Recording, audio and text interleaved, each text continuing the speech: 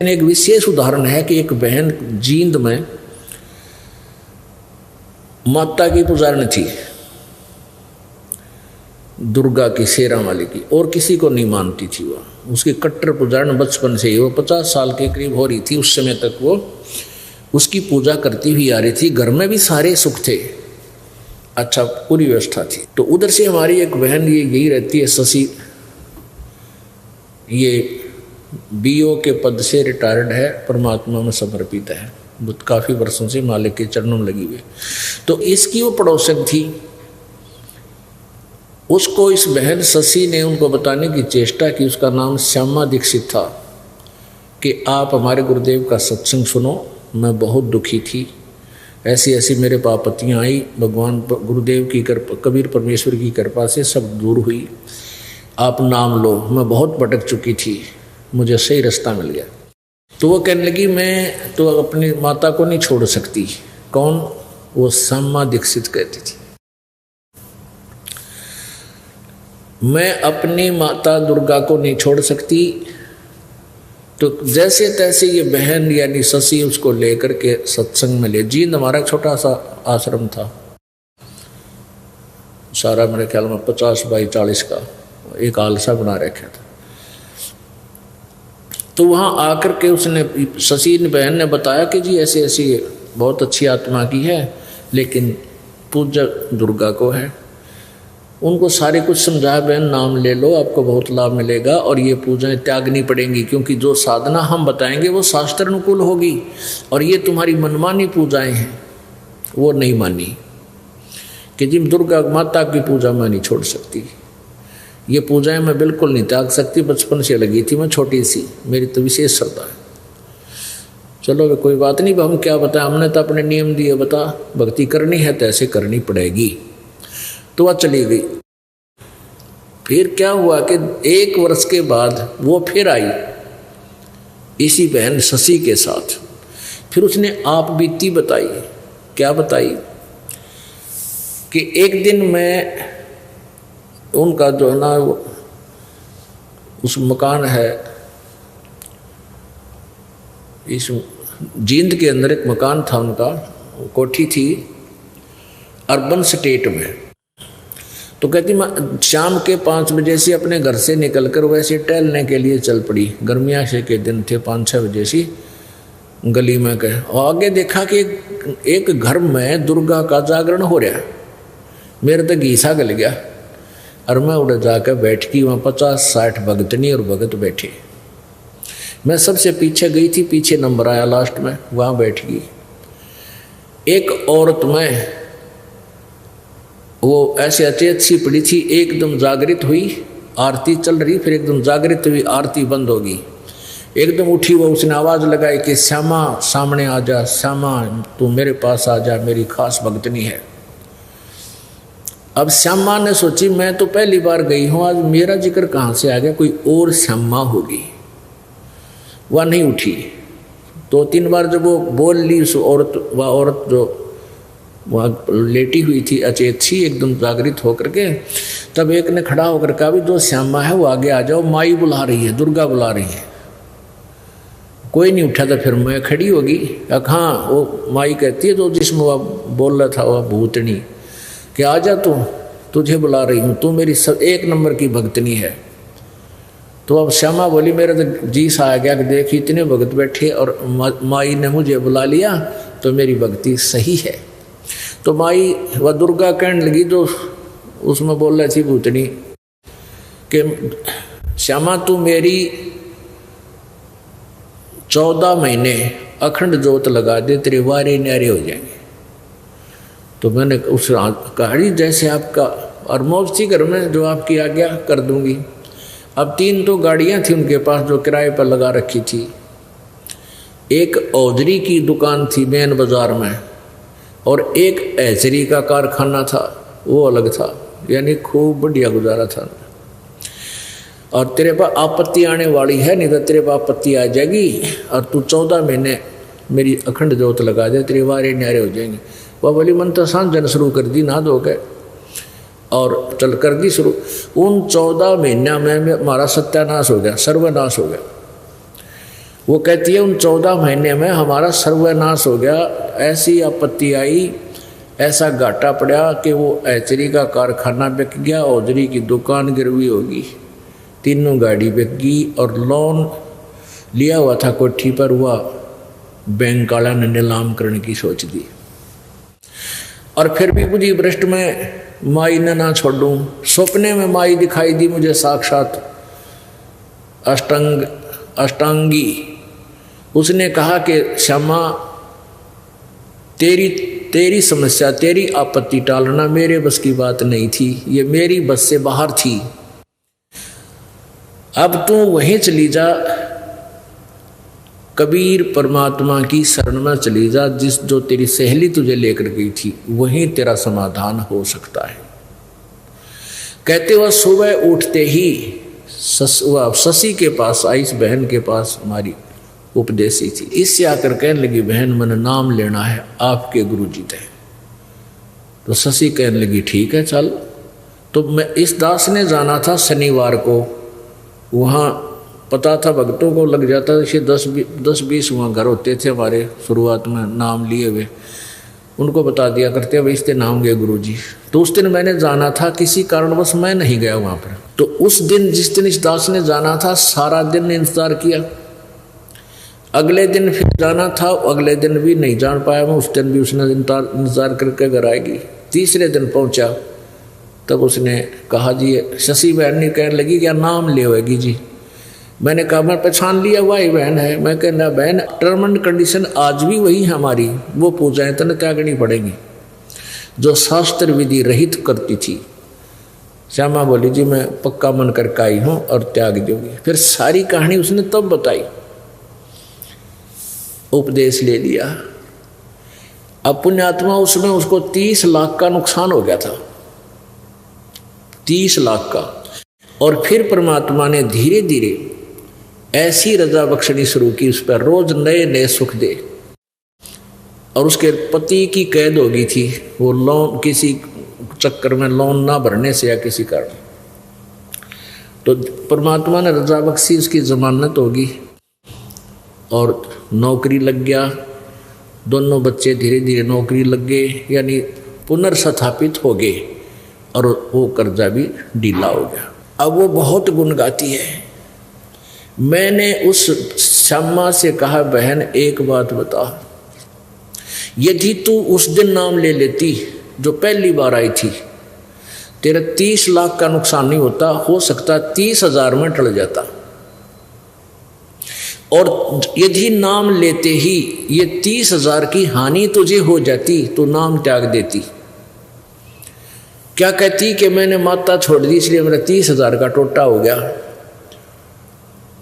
और ये तेरे को वरदान समझ ले कि तेने उस दिन नाम ना लिया, ये 30 लाख का टोटा तेरी माए दोहरा हो लिया। और जय मालिक की शरण माने से 30,000 का भी हो जाता तो इस भक्ति ने भी त्याग देती और 84 लाख योनिया में कष्ट उठाती। और ये कष्ट ये टली थी परमात्मा की कृपा से। 30 लाख का नुकसान 30,000 में टल जाता, ये टलता था भगवान की वजह कृपा से। और तू न सोचती मैंने माता छोड़ दी इसलिए 30,000 का टोटा हो गया, क्योंकि वो ज्ञान समझ चुकी थी। कहने लगी जी भगवान करे ऐसा टोटा पहले आ जाता बढ़िया था, यानी ईसा घाटा में अच्छा है हमें भगवान मिल गया, आग लगे से धन करियो फिर पूर्ति कर दी दाता ने, लेकिन ये भक्ति और ये भगवान मुझे जिंदगी में नहीं मिल सका था। तो पुण्यात्माओं कुछ ऐसे अनजान भक्त होते हैं, नाम लेंगे, अगली बार क्या बताते हैं जी नाम लेते मतलब बीमार हो गया, बालक भी बीमार हो गए, सारे इंजेक्शन लग गए, तो उनको इतना ज्ञान की कमी है। परमात्मा का नाम ले पास जान जानी हो कुणबे में किसी कुणबाई गाड़ी होनी हो और 2 दिन बुखार आ गया कि बिजली गिर गई, तो ऐसी सोच बन गई हमारी। जब हमें ज्ञान पूरा होगा, इसलिए दास कहता है कि उपदेश भले ही बाद में लो, पहले ज्ञान खूब सुनो, पुस्तक ले जाओ, सीडी ले जाओ, सुनो इनको अच्छी तरह और मन बनाओ इसके ऊपर और फिर उपदेश लो। क्योंकि काल क्या चाहता है कि ये परमात्मा कबीर जी से हटाना चाहता आपको किसी प्रकार भी। 100 बेचारे लाएगा, क्योंकि तो सारा यहाँ से आप जाते ही सारे काल के पुजारी मिलेंगे, यानी अनुपासक, या कोई नहीं उपासना करता, चाहे वह कितने ही नेक आदमी हैं, लेकिन भक्ति उनको ज्ञान नहीं, इसलिए वो आपको मिसगाइड ही कर सकते हैं। और ज्ञान तो आपको यही मिलेगा या अपने आपके भाई बहन भक्तों के पास ही मिलेगा। तो इसलिए आपको रह रह कर सत्संग में आने के लिए प्रेरणा दी जाती है, प्रार्थना भी की जाती है कि ज़्यादा से ज़्यादा सत्संग अटेंड किया करो। तो पुण्यात्माओं, ऐसे है कि संत शरण में आने से आई टले बला, और जय मस्तक में सोड़ी हुआ काटे में टल जा। तो वह बहन भी कह रही थी कि जी यदि बिल्कुल सचमुच अगर मुझे 30,000 पहले मैं नाम ले लेती, अरे ये टोटा होना था 30 लाख का, और ये हो गया 30,000 का भी हो जाता, मैं भक्ति नहीं करती आप वाली, कति छोड़ जाती।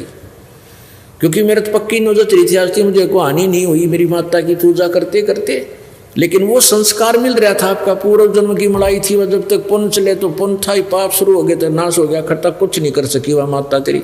और एक और बात कह रही थी कि अगर माता मुझे आकर सौपन में ना कहती, मैं फिर भी आपके पास नहीं आती। देख कितने कर्म फोड़ दिए काल ने हमारे, हम कितने आसक्त कर दिए, कितनी श्रद्धालु, कितनी अच्छी आत्मा थी जो अपने इष्ट से हटना नहीं चाह रही थी। और लेकिन कहते हैं परमात्मा बताते हैं कि पुरुष जान सुमरा जमराई, भगवान जान के इस काल की पूजा करते रहे, इसको भगवान मानते रहे, अंत में हमें 84 लाख योनियों के धक्के खवा दिए काल भगवान ने। तो यहाँ कहते हैं कितनी अच्छी श्रद्धालु हैं, एक जिस इष्ट को पकड़ दिया छोड़ना नहीं चाहती, ये विवेक से हटा जाएगा। विवेक जब होगा, आप परमात्मा को इष्ट मानोगे, तभी आपको पूर्ण लाभ होगा। और जो पूजाएं तुम जिन उनकी करना चाहते हो यहाँ के शक्तियों की, वो भी ये दास आपको यथार्थ देगा, उससे उनको वो लाभ देंगे आपको जितना उनकी क्षमता का है। लेकिन जन्म मृत्यु, कर्म, पाप कर्म का दंड, संस्कार, प्रारब्ध कबीर परमात्मा के अतिरिक्त कोई चेंज नहीं कर सकता आपको।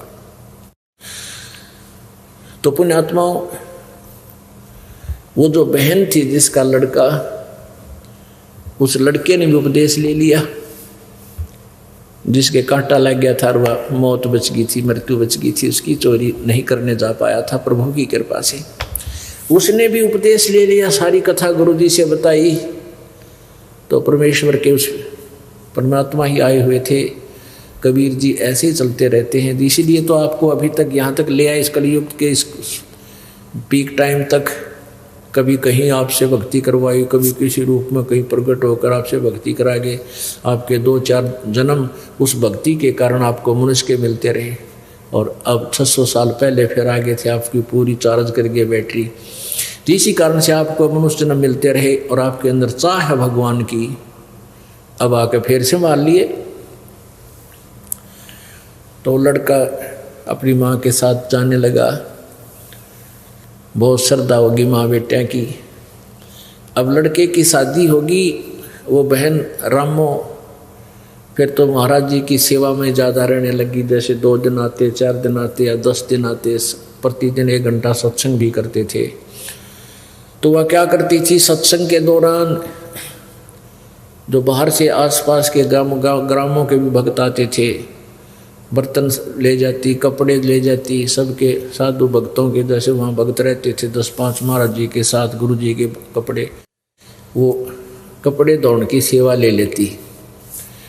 एक दिन वो साथ ही एक दरिया थी, बिल्कुल साथ से एक दरिया बनी हुई थी, वहाँ घाट पर धो के लाया करती थी। अब पर सत्संग शुरू हो जाता और उसको कह दिया कि माई ने बहन तू नौकर कपड़े धो लाई, मौका है, फिर सूखे को नहीं गए सर्दियाँ के दिन से। अब वह उसके कहने से लेकर सब कपड़े चल पड़ी, और मन उसका न्यू था सत्संग सुन लूँ। उसने क्या किया, वहाँ जाकर कपड़े भेज दिए, पहले भिगोया करते कपड़ों को, और फिर कुछ देर बाद उसने मोगरे मागरे मार कर उन्हें धोया करते डंडों से। तो उसने सोचा ये कपड़े मैंने भेज दिए और ये इतना मैल गलेगा, मैं सत्संग सुन लेती हूँ। वह थोड़ी सी दूरी पर था, वापस आके और आश्रम से बाहर ही बैठ गई। खूब आवाज़ सुनाई देती वहाँ, नो बैठी रही सारी। सत्संग शुरू कर रखा गुरुदेव ने, उसकी आँखों में आंसू आवे। मैं भी इसी दुखी थी। कथा सुना रहे थे परमात्मा जिसका लग गया उसका याद रहा करे, अन्य रो है भगवान बड़ी दया करी। कति मेरे को तो नरक से निकाल लिया। यानी उसने 1.5-2 घंटा जो गुरुजी ने सत्संग किया उसको ये नहीं पता चला तू के काम आई थी, भूल गई। अब सत्संग समापन हुआ, जब उसकी वह चेतना आई, उसने सोची आज बात बिगड़ेगी। ये कपड़े सूखे को नहीं, सर्दियाँ के दिन हैं, गुरुजी नाराज होंगे, भगत के पहरेंगे और फिर मुझे यह सेवा मिले नहीं की। वह भागी गई। जाके देखा कि वहाँ कपड़े धोकर सुखा रखे हैं, काफ़ी कपड़े थे। उसने वहाँ जो और कपड़े धो रही थी गांव की नगर की आके बहन बेटियां उसी घाट पर जो नाम नहीं ले रखा था, उनसे पूछा कि मेरे कपड़े किसने धो दिए। वो बहन बोली कि आप ही तो धो रही थी अभी। नहीं मजाक मत करो। उसने सोची तेरी सेवा छीन ली, इन न धो के सुखा दिए कोई सी। अब जो नाम ना ले रही उनके पास कहाँ टाइम है, इतनी अकल उनमें कहाँ से आ सकती है कि इतना लाभ उठा लें। उन्हें तो अपने कपड़े धोने मुश्किल हो जाए, फिर भैंसा की सानी बेड़ी है, फलान करना है, उनके 100 मन में चिंता रहती है। उनसे फिर पूछ रही है सच्ची बता बहन, एक को पकड़ के आए सच्ची बता दे। कहने लगी तू मूर्ख हो रही है, क्यों मजाक बना रही है, अभी आप तो खुद धो रही थी, अब सुखा रही थी। अब वह जानेगी हो ये तो परमात्मा की लीला थी। अब परमात्मा ने आके उस बहन का रूप बना के और सारे कपड़े धो के सुखा दिए, और वो सूखे कपड़े की गठड़ी बांधे आवे। एक और देखे थी बहन, उसने शिकायत कर रखी अंदर आश्रम में गुरुजी को, गुरुजी आरामो है ना, या तो जमाने कमी हो ली, इसने सुख घना हो गया। मैं सेवा दी थी कपड़े धोने की, यहाँ बैठी बैठी बाहर सत्संग सुन रही थी, अब गई है दौड़ी दौड़ी, कब ये सूखेंगे, कब आप पैरोगे, ऐसे वह कह रही। इतने में वह गठड़ी बांध के सारे कपड़े ले आई और ला के जिनको पता नहीं था वो कहने लगी इतना शर्म नहीं आई, वो टोंट कस रही है अंदर बढ़ते ही, ये कब सूखेंगे, तू ही गई है। फिर उसने सारी कथा बताई कि महाराज जी के सामने रो पड़ के परमात्मा आप इस दासी का रूप बना के कपड़े धो के सुखाए, महाराज मैं तो यहाँ बैठी बैठी सत्संग सुनो थी। तो उसने सारी कथा सब बहनों को बताई, औरों को भी दृढ़ विश्वास हुआ। तो पुण्यात्मा ऐसे क्रिस्में जब होने लग जाते हैं भक्तों के साथ और ज़्यादा श्रद्धा बढ़ जाती है परमात्मा में, तो परमात्मा ऐसी लीलाएं किया करते हैं और इसीलिए परमात्मा की चाह हमें बनती है। अब देखो उसने स्टार्ट की, धीरे धीरे इतनी श्रद्धा बढ़ गई उस बहन की, घर जाना, घर भी बच्चों को संभाल दिया, ले बेटा करो अपना काम, सत्संग के दौरान मैं तुम्हारे पास नहीं आ पाऊंगी। बेटा भी लायक बंदी छोड़ की दया होगी उसके ऊपर है, क्योंकि उसको भी ऐसा झटका दिया। तो परमात्मा जब चाहे तो सब कुछ कर सकता। सतगुरु जो चाहे सो कर ही, 14 कोट दूत जम डर ही, ऊत भूत जम त्रास निवारे और चित्रगुप्त के कागज पाड़े। परमात्मा सब कुछ कर सकता है। तो परमेश्वर जब आते हैं अपनी लीला बताते हैं कि परमात्मा को भूल कर ये प्राणी अपने जीवन को कैसे व्यर्थ करता है, और जब इस पर आपत्ति आती है तो भगवान को याद करता है, आपत्ति टल जाती है तो फिर गुट्टी ने याद करे, शराब याद करता है, बकवाद याद करता है, कि ताश खेलता है, कहीं सिनेमा में देखता है। तो परमात्मा क्या बताते हैं कि भाई मानुष जन्म दुर्लभ है, मानुष जन्म दुर्लभ है, ये मिले न बारंबार, तरवर से पत्ता टूट गिरे वो बहोर न लगता डार। मानुष जन्म दुर्लभ है, ये बार बार नहीं मिलता। जिस प्रकार वृक्ष से पत्ता टूट जाए दोबारा स्थापित उस टहनी पर नहीं हो सकता, ऐसे ही आप जी जब इस परिवार से छूट जाओगे, चले जाओगे, आपका देहांत हो जाएगा, आप ऐसे बिछुड़ जाओगे जैसे वृक्ष से पत्ता टूट जाता है, दोबारा नहीं आ सकता। तो पुण्यात्माओं, परमात्मा ने इसके लिए क्या बताया है? पानी की जल बूंद से साज बनाया जीवे, अंदर बहुत अंदेश था, बाहर भूल गया पीव। पानी की जल बूंद से साज बनाया साच, राखन हारे राखिया जठ रगनी की आँच। परमात्मा हमें क्या याद दिलाते हैं?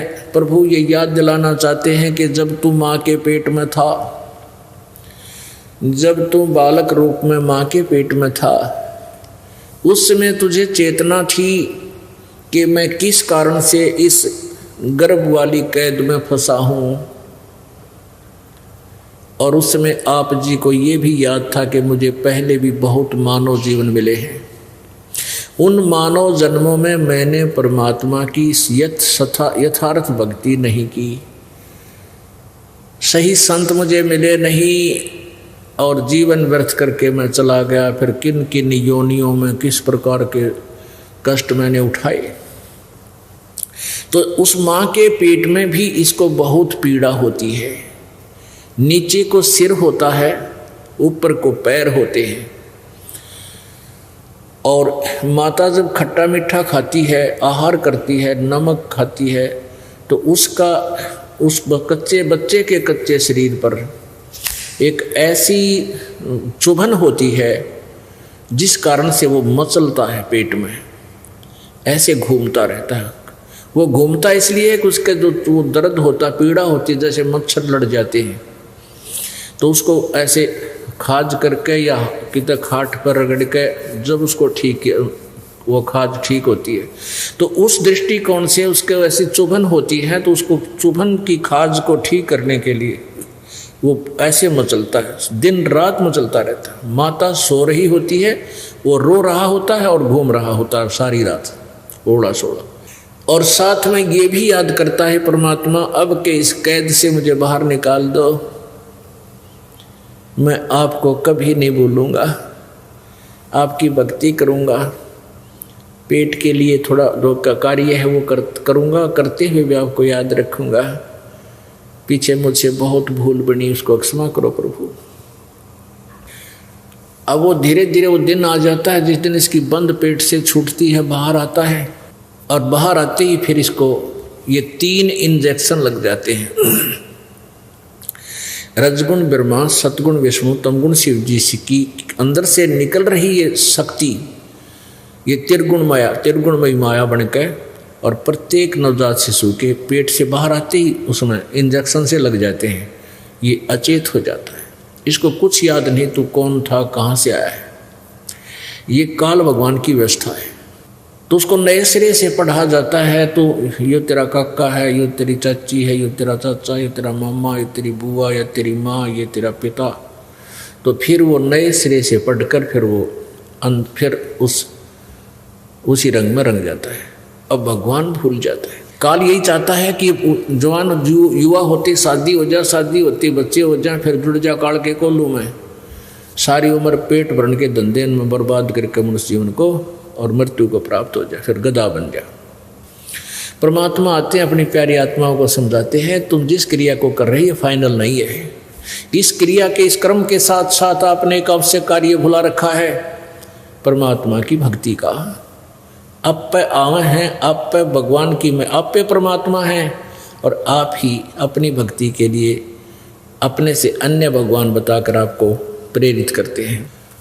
क्या बताते हैं? उस समर्थ की रीझ छुपाई, उस परम पिता, उस समर्थ परमात्मा ने तेरे ऊपर रीझ के यानी प्रसन्न होकर तेरे को माँ के पेट से बाहर निकाला, जब तू रो रहा था, तड़प रहा था और वचनबद्ध हो रहा था कि भगवान मैं कसम खाता हूँ आपको, आपकी भूल नहीं पड़ेगी, मैं आपकी भक्ति किया करूँगा। अरे फिर बार आते भूल गया। उसके लिए क्या बताते हैं? उस समर्थ की रीझ छुपाई, इब कुल कुटुम से राता, गर्भ के अंदर वचन भरे थे, कहाँ गई वो बाता। कितने प्यार थे।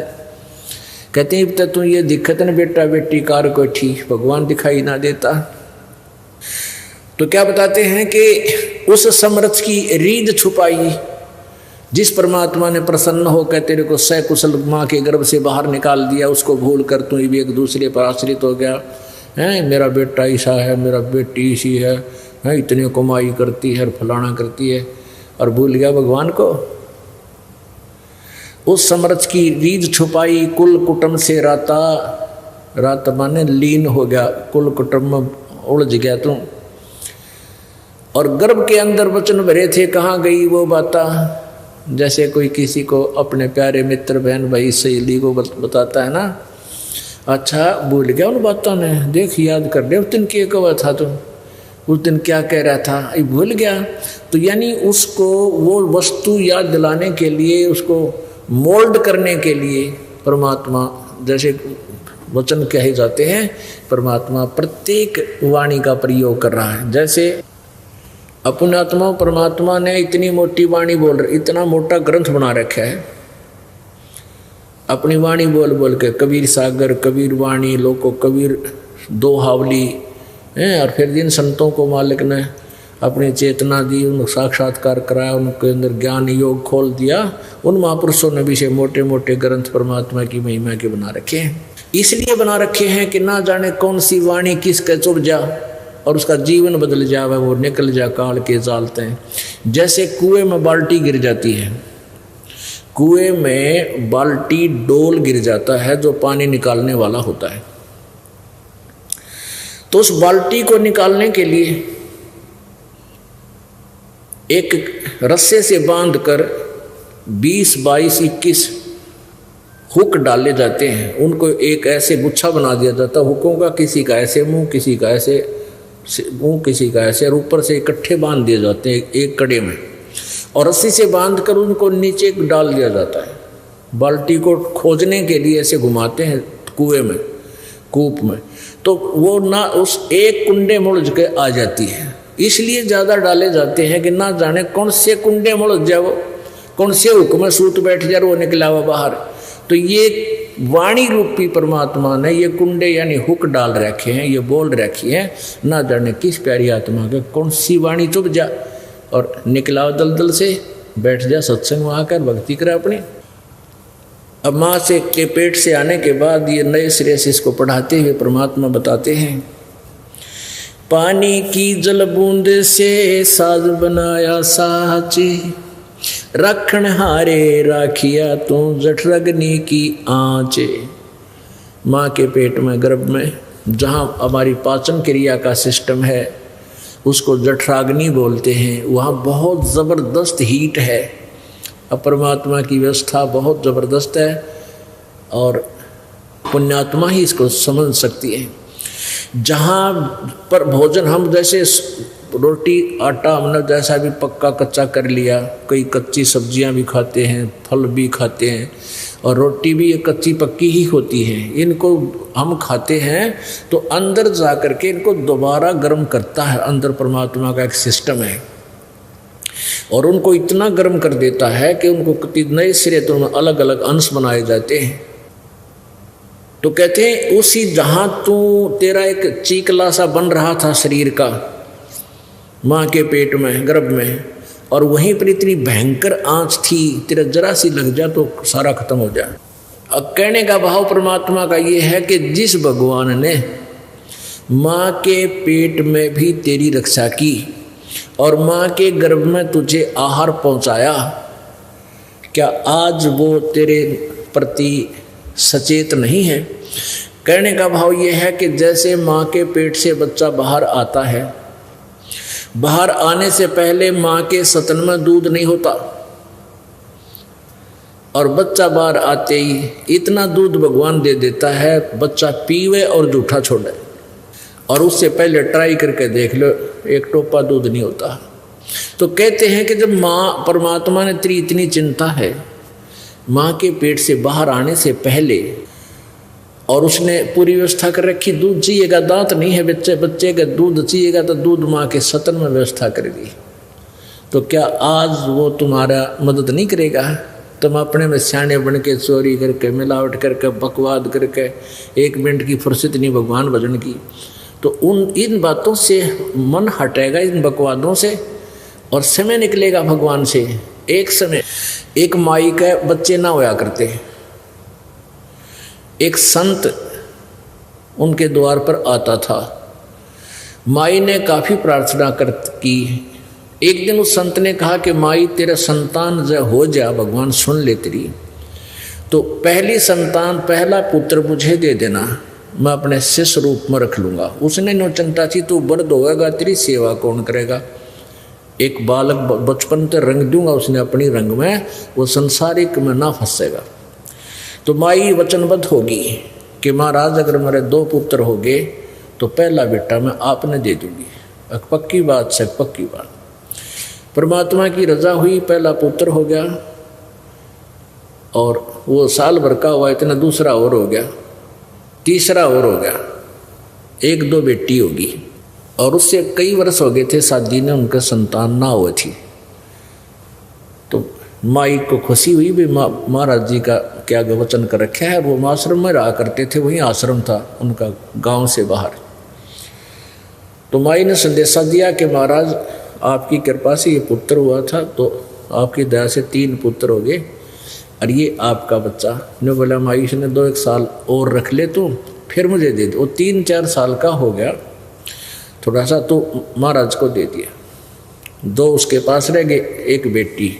अब वो लड़के को 10-12 वर्ष तक, यानी 15, 16, 17 साल का हुआ, तब तक उसने वहीं रखा, अपने आश्रम से बाहर नहीं जाने दिया। कहीं ये नकम्मे बच्चा दौरा बैठ कर बकवाद सीख ले और तुझे छोड़ कर ना भाग गया, इस दृष्टिकोण से। तो आश्रम में क्या करते थे, वो महात्मा खुद रोटी लेकर भिक्षा मांगने आता था और आश्रम में औरतों का जाना अलाउड नहीं था।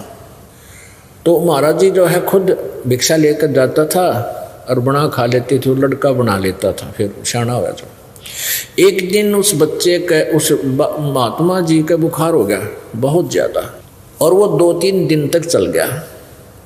जो भिक्षा ला रखी थी वह खत्म होगी। तो लड़का बोला महाराज जी आज मैं भिक्षा ले आता हूँ, आपकी आज्ञा दो।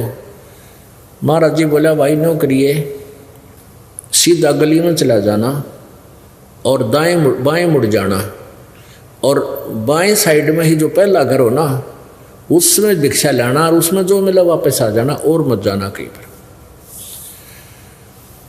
उसने आज्ञा का पालन किया, वो दौड़ा लेकर चल पड़ा। वहां जाकर क्या देखा उसने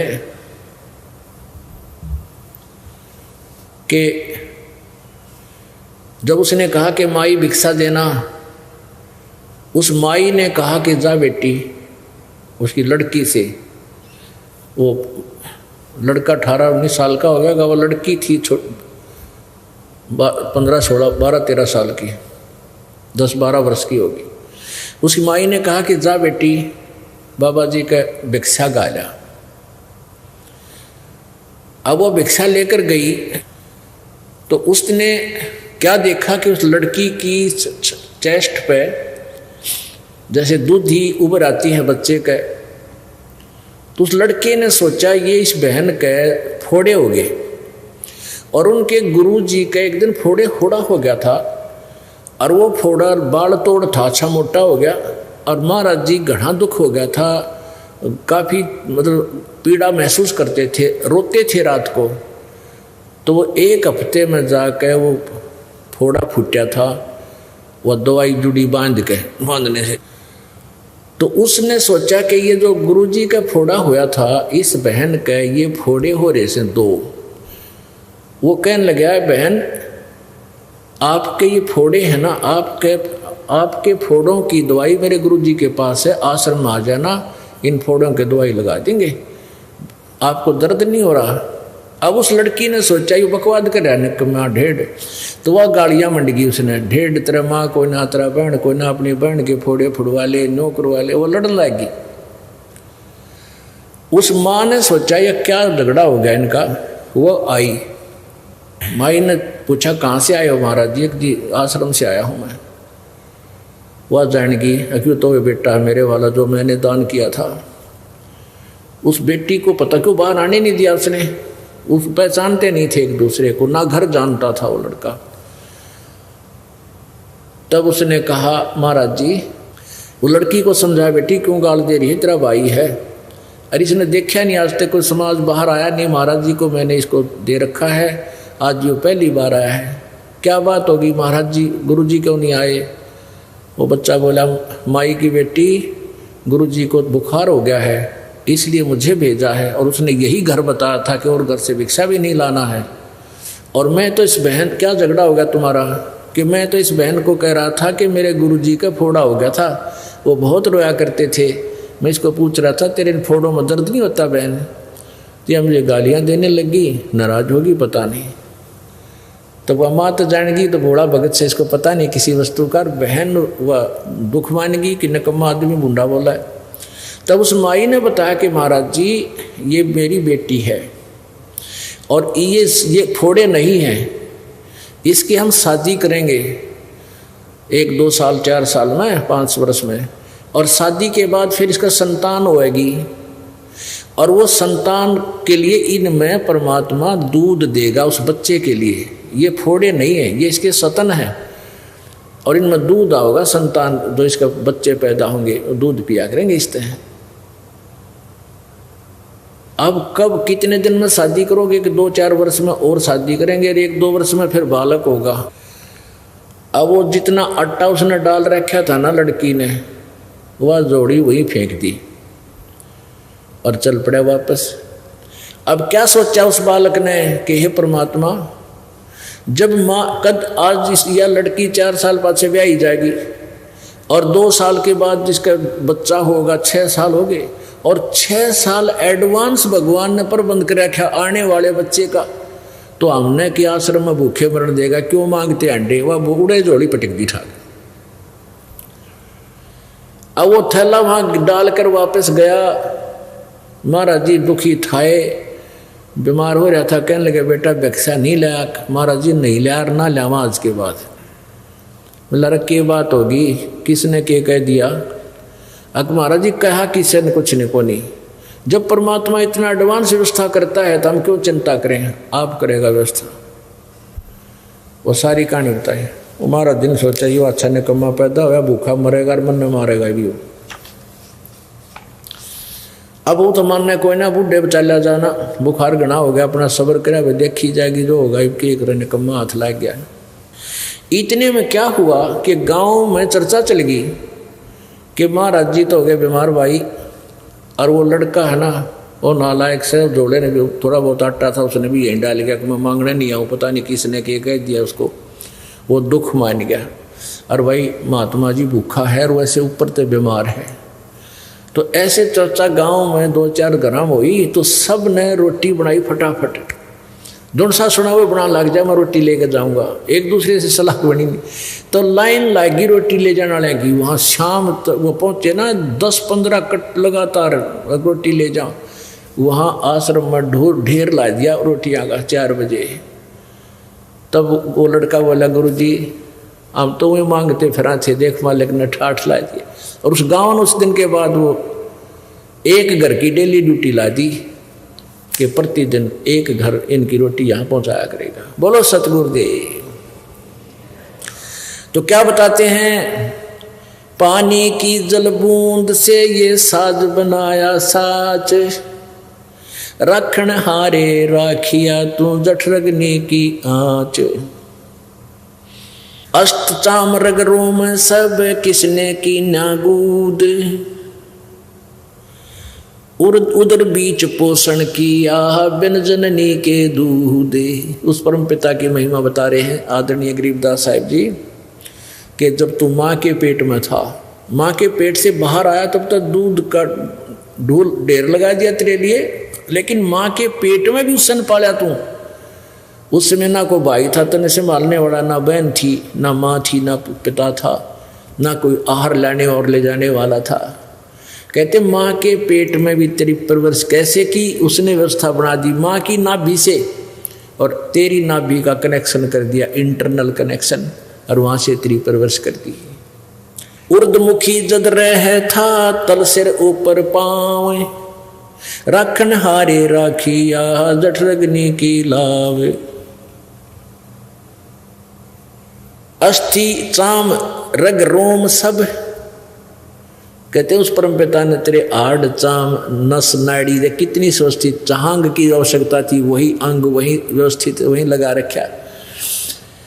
अस्थि, अस्थि माने हड्डी, हस्थि अस्थि चाम रग रोम सब, किसने किन्या गूद, मांस को गुद बोलते, गुदा गूद। उदर बीच पोषण किया बिन जननी के दूध, माँ के पेट में भी तेरा परवरिश बिना दूध के की, और बाहर आया तो दूध का ढेर लगा दिया। तू ही तुतकारे थी जपे था जपा जाप, और बाहर आके भरम गया तो बहुत करत है पाप। माँ के पेट में तो तू ही ये भगवान बचपक्ष बाहर निकाल दो, आपको बोलूंगा नहीं, तू ही, तेरे बिना कोई नहीं हमारा, तू ही तुतकारे थी वहां जपता जपा जाप, और बाहर आके भरम गया तन बहुत किए अब पाप। तू ही तुतकारे थी रंकार धुन ध्यान, कदे तड़प तड़प का मालिक ने याद करे था अंदर से कसक के साथ। जिन यो साज बनाई या जाकू ले पहचान, जठरग्नि से राखिया ना साई गुण भूले, ओ साहेब दर हाले है क्यों बोवे है सूल। क्या बताते हैं, उस परम पिता की गुणों को भूला मत भाई, जिसने तेरी ऐसी आपत्ति में रक्षा की। माँ के पेट में सबसे भयंकर दुख है माँ के गर्भ में आपको। एक प्राणी का 100 वर्ष जीवन और 100 वर्ष कोड लग जा, उससे भी ज़्यादा दुख 9 महीने के अंदर इस गर्भ के अंदर आप काट कर बाहर आते हो, और बाहर आते भूल जाते हो, क्योंकि बिना ज्ञान के बगैर सत्संग के हम ऐसे धोखा खाते रहे। जठरग्नि से राखिया ना साई गुण भूले, उस माँ के पेट में आग बढ़े थी, वहाँ भी तेरी रक्षा की। जैसे होली को, प्रहलाद को होली से बचाया था, ऐसे ही माँ के पेट में होली है, उसके साथ तेरी रक्षा की परमात्मा ने। ना साई गुण भूल, उस परम पिता के गुणों को भूल मत, और ओ साहेब दर हाल है क्यों बोवत है सूल, कि वो परमात्मा आज भी है, तू ये खोटे कर्म ना करे, चोरी ठगी रिश्वतखोरी बकवाद है, इन छोड़ दे, आज भी इतना वो तेरे अवश्य देगा। देखो पुण्यात्मा, यदि आप संत शरण में आते हो, परम संत की शरण में, कबीर जी की शरण में, परम संत के माध्यम से, तो आपके भाग्य में ना होगा वो भी देगा अच्छी वस्तु, और दुर्भाग्य होगा आपका कैंसिल करेगा। और अन्य जो साधना तुम कर रहे किसी अन्य भगवानों की, वो साधना शास्त्र विरुद्ध होने से आपको लाभदायक नहीं है, लेकिन जो संस्कार है वो ही आपको मिल रहा है। तो यहाँ दोनों लाभ होंगे आपको। जठरग्नि से राखिया ना साई गुण भूल, वो साहेब दर हाल है क्यों बोवत है सूल। ये खोटे कर्म करके अपने पाप कर्म रूपी ये काटे ना बोगा, भविष्य में तेरे प्रारब्ध में लिखे जाएंगे। जठरग्नि से आध घड़ी की आधी, संतों से ती गोष्ठी जो की जैसो लाभ। आध घड़ी की आध, और संतों से ती गोष्ठी जो की जैसो लाभ। अब देखो वही बात आ जाती है, एक 22 मिनट की घड़ी होती थी और 2.5 घंटे का 20 मिनट की घड़ी होती है, 24 मिनट की 24 मिनट की घड़ी होती थी, तो अब 2.5 घड़ी का 1 घंटा बन जाता 60 मिनट। तो कहते हैं आधी घड़ी यानी 12 मिनट परमात्मा की चर्चा यदि किसी भक्त संत के साथ तेरी हो जाएगी, उससे भी बहुत लाभ मिलेगा। अपने आत्माओं कहते हैं सूता संत जगाइयो, सूता साधु जगाइयो, वो करे नाम का जाप। ये तीनों सूते भले सिंह साकट और सांप। कहते हैं ये 3 तो छेड़ियो मत, एक तो साकट आदमी निकम्मा, साकट किसने कहे भक्ति करे नहीं, वो करता उसमें बाधा करे, उस सौ उठ पटांग बात कह दे रहा उड़ा क्यों बकवाद कर जाते हो। और कहते हैं साधु सुत्या भी संत भगत ने ठाजोगे जाके उठते सत्साए नमो नमो शुरू कर देगा, का मंत्र जाप करेगा अपना। तो कहते हैं संत भगत के पास बैठोगे, चले भी गए, सो रहा उन्हें उठा दे तो उठते मालिक को याद करेगा, और आपको भी याद आओगा। और ये तीनों सूते वाले शेर और साकट और सांप, इन नहीं छेड़े सूते बीमारी न पड़े रहे तक तक। तो यहाँ क्या बता रहे हैं कि आद घड़ी की आद घड़ी आदि की पुन आद, संत साधों से ती गोष्ठी ही जो की जैसो लाभ।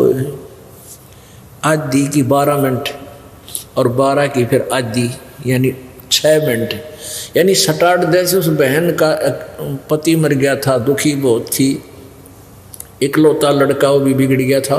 तो प्रारंभ में वह बहन गई, कुशल मंगल ही हुई थी और भगवान की चर्चा 5, 7, 10 मिनट उसने की। फिर धीरे धीरे वो इतनी भूख बढ़ती चलेगी और वो मालिक के चरणों में आगे कल्याण हुआ, परिवार का उद्धार हुआ। तो यहाँ उसी की तरफ संकेत है। फिर परमात्मा की भक्ति साधना के विषय में क्या बताते हैं?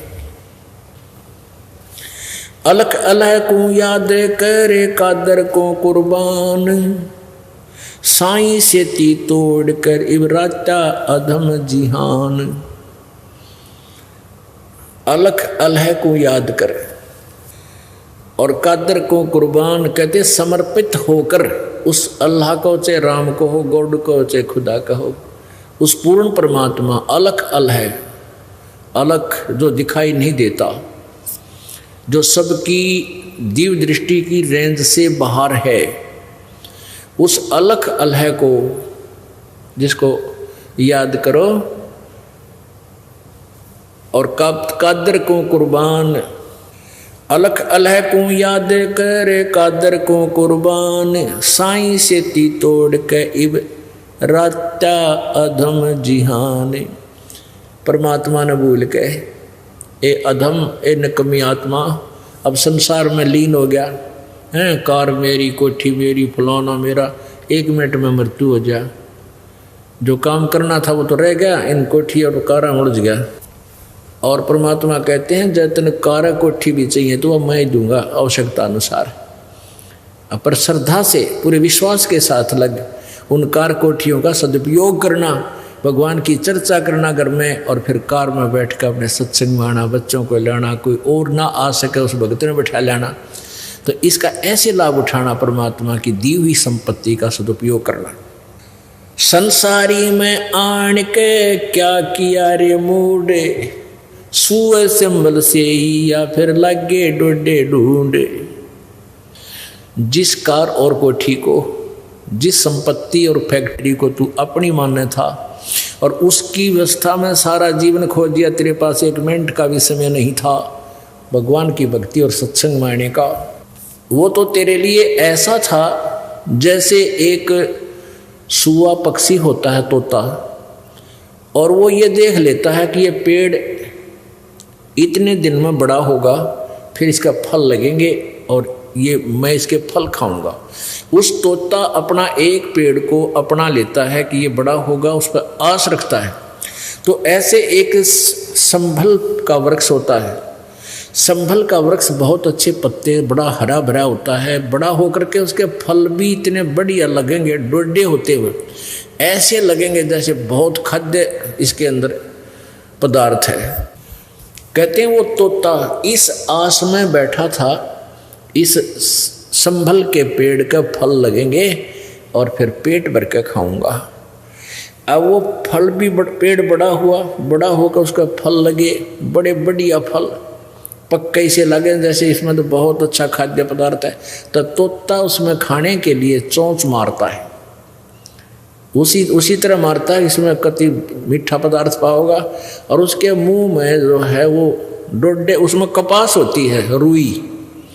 संभल के उस पेड़ के फल में रुई होती है, जैसे आँख के डोडियाँ होती है। वो चोंच मारते उसकी चोंच में और रुई फंस जाती है, उसने जान बचानी मुश्किल हो जाती है, वो चाह था वो खाना। तो परमात्मा हमें कई याद दिलाते हैं कि अब तू इन बालक बच्चों की परवरिश में और मकान कोठी बनाने के चक्कर में नो सोचा है बुढ़ापे में देखांगे भक्ति को, जिक्र भी कर देता है तो नो कहें ये अभी क्या मेरे समय हुआ भक्ति करने का, भक्ति तो बुढ़ापे में कराया करें, बुढ़ापे में तेरा जिए जाना जी भक्ति करेगा। कदे आँख बनवानी किधर जाड़ पड़वानी, आँखें दिखे ना गोडे चला जाना। और फिर घर क्या के वचन, घर वालों के वचन भी कड़वे हो जाते हैं। कैसे? एक अच्छा अधिकारी रिटायर हुआ था और उसकी अच्छी पेंशन थी, उसने उपदेश भी लिया था, दिल्ली का रहने वाला था, छोड़ छाड़ गया क्यों करके पता नहीं, काफ़ी दिन हो गए। फिर हम तो झूठे केस में जेल चले गए थे, उसके बाद वो आया को नहीं। तो वो पहले न्यू कहा करता, जिक्र चलता ना न्यू को भाई देख लो ऐसे है, भक्ति का चर्चा चलती, नो बोला नो कहा करता जी कति सही को हो, मैंने नो सोची थी अपना बेटों को ऐसे बनाऊंगा, अच्छी शादी करी, खूब पैसे खर्च किए, उनके लिए सारी व्यवस्था कर दी, कोठी बना दी न्यारी न्यारी, और अब ऐसे दुखी कर रहे हैं। तो क्या कहते थे कि कह रहा था जी सारी तो तनख्वाह ले लेते हैं, और तो वो कह रहा था कि पेंशन तो ले लो, पेंशन भी सारी ले लेते हैं, नाले टॉर्चर करते हैं, नाले टॉर्चर भी करते हैं, टॉर्चर क्यों करें?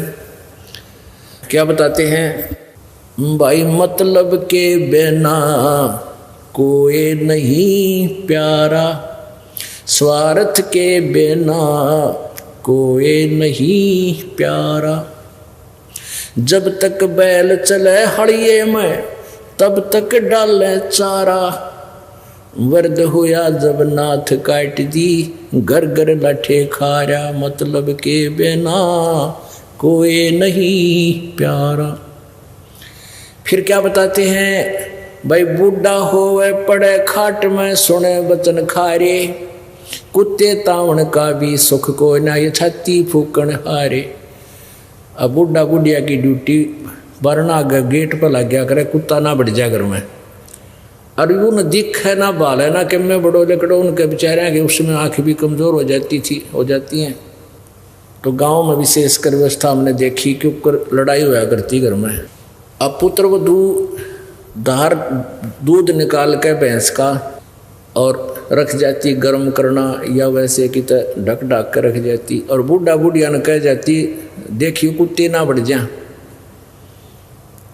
और तो आप चली जाती खेत में या कोई और किसी मजदूरी काम करने के लिए आती, वापस आती तो एक दिन कुत्ता बढ़ गया और दूध सारा गिरा दिया। अब पुत्र वधू अपना कुएं से जल लेकर आई, उसने देखा सारे दूध खंडा रखा, बहुत बिखा रखा। तो बूढ़ा बुढ़िया ने लागी सुना सलोक कहते थारे कुत्ते तान का भी सुख को ना, मेरी छाती फूक दी तुमने, देख सारा दूध गिरवा दिया। उन्हें दिखा कौन बेचारा ने भी निकल गया दोहरे का, कुत्ता बड़ा उस्ताद हो है, खेदे ही जाया करे इतना जान भी ना चढ़। अब यहाँ परमात्मा बताते हैं वृद्ध हुए फिर पड़े खाट में सुने वचन खारे, और कुत्ते ताणों का सुख को ना ये छाती फूकना रे। तो पुण्यात्माओं परमात्मा कहते न्यू को बुढ़ापे में देखा है भक्ति, अब बुढ़ापे में तो ऐसी भक्ति होगी तरह जिए जानेगा। तो भक्ति में लाग जा, किसी से में लग जा। मान लीजिए पहले ना दाव लग गया और वृद्ध अवस्था होगी, चलवा तो समय तो चलाया गया, लेकिन हिम्मत नहीं हारे, शुरुआत कर दे भक्ति की। तो उस अब इस सत भक्ति से नेक्स्ट जीवन आपका तुरंत मानव का मिल जाएगा, पार तो नहीं हो सकोगे क्योंकि घना वृद्ध हो रहा है। और जिसके 10-5 वर्ष शेष है तो कोई बात नहीं, कहते जीना तो थोड़ा ही भला, जो सत सुमरण हो पर लाख वर्ष का जीवना लेखा दे नहीं कोई। एक बूढ़ा हम सत्संग कर रहे थे, वो बूढ़ा पहले तो एंटी था, हमारे गांव में जाया करते घर, तो उस अपने पुत्र से भी वे एंटी था जो हमारा सत्संग कराता था, पाठ कराता था। दूसरे पुत्र का बैठ गया ऊपर जाकर छात पर हुक्का पियो गरोड़। उसने सत्संग सुना, ये वचन स्पीकर लाकर हम लगा देते थे, सत्संग करते थे। अब बूढ़े ने पहले दिन सत्संग सुना, उसका सारी बात हृदय में खटेगी। दूसरे दिन फिर सुना। दिन में भी सत्संग करते थे, रात को भी करते थे, 3 दिन सत्संग करते थे। तीसरे दिन भोग लगा कर आते थे। एक दिन जब बूढ़ा नहीं आया, अगले दिन बूढ़ा जब हमने भोग लाया ना, उस दिन उससे पहले वाली शाम में आकर रोने लग गया बैठ के मेरे पास। और जो सत्संग करा रहे थे उसकी छोरा जो लड़का उसका, उस लड़के की जो पत्नी थी वह नो डर रही कि बूढ़ा बड़ा ने कहा हमारी पता नहीं महाराज जी को क्या बोलेगा, ये तो इज्जत का गाक पड़ेगा। हमेशा एंटी बोला करता था। और उसकी आँखों में पानी आ गया। जो बोला महाराज जी सत्संग सुना आपका, मेरा तो कलजा पट गया। ये हमारे 2 किले थे, आज मैंने 12 किले बना दिए इनके। और सारी उम्र में खूब पशु की तरह कमाया हूँ। और ये बात मैंने कभी सुनी है कोई नहीं जो आज आपने बताई है। और मेरी 60-65 साल की उम्र होगी, मेरा केरा होगा, मेरा के बनेगा। रोने लग गया। हमने कहा भी कोई बात नहीं, आप भक्ति करो। बोला ना ये के भक्ता बने, ये तो मैंने पहले ज्ञान हो जाता, मैं तो कभी घनी भक्ति करूँगा, अपना पेट का धंधा तो करना था। अरे ये मेरी बात भी ना मानते घर वाले। मैंने कहा देखो हिम्मत ना आ रहा, दिल डांट बुड़ला। अब जैसे कुएं में बाल्टी पड़ती हो और पहले 100 फुट गहरे पानी जल होते थे कुओं में, 100 फुट गहरा, 150 फुट, और उनके 150 फुट लंबे रस्से 2-3 जने पकड़ के खींच कर ले जाया करते न इतनी दूर। एक उसने पकड़ कर पानी जब निकाला करता था। तो उस समय की बात कहते हैं कि मान ले वो डोरी छूट गई पिछले के हाथ है, वो रस्सा खींच के ले गया 100 फुट, और वो ऐसे घिसरती आती थी क्योंकि उसमें इतना वजन होता था, बाल्टी भी इतना वजन नहीं कर पाती थी, उसको स्पीड नहीं बनाने देती थी, स्पीड लास्ट से बने थे आगे कुएं में गिरती हुई। तो मैंने उससे कहा कि मान लीजिए आपके हाथ से रस्सी छूट गई और वह कुएं में बाल्टी जान लग रही है रस्से समेत, और भाग दौड़ के लास्ट भी मिल गया, उसकी पूंछड़ी भी ठा गई, तो कुछ भी ना गया, बाल्टी भी आ गई, पानी भी आ गया। तो ये भी आप पूछड़ी है बूढ़ा कस का पकड़ ले इसने। अब तो देखना, तो उसका वह बात फिट बैठ गई। अगिया तो बनी बनाई है, तो पूछड़ी नेजू का लास्ट, रस्से का लास्ट भी ठा गया 6 इंच का, तो भी सारी बात बन गई। तो ये तेरा पूछड़ी रह रही है, भक्ति कर ले। उससे दिन नाम ले लिया, हुक्का त्याग दिया, सब बुराई छोड़ दी, और 10 वर्ष जिया हुआ बूढ़ा 75 वर्ष की उम्र में तीनों मंत्र लेके और आराम से शरीर छोड़ के गया। बोलो सतगुरुदेव।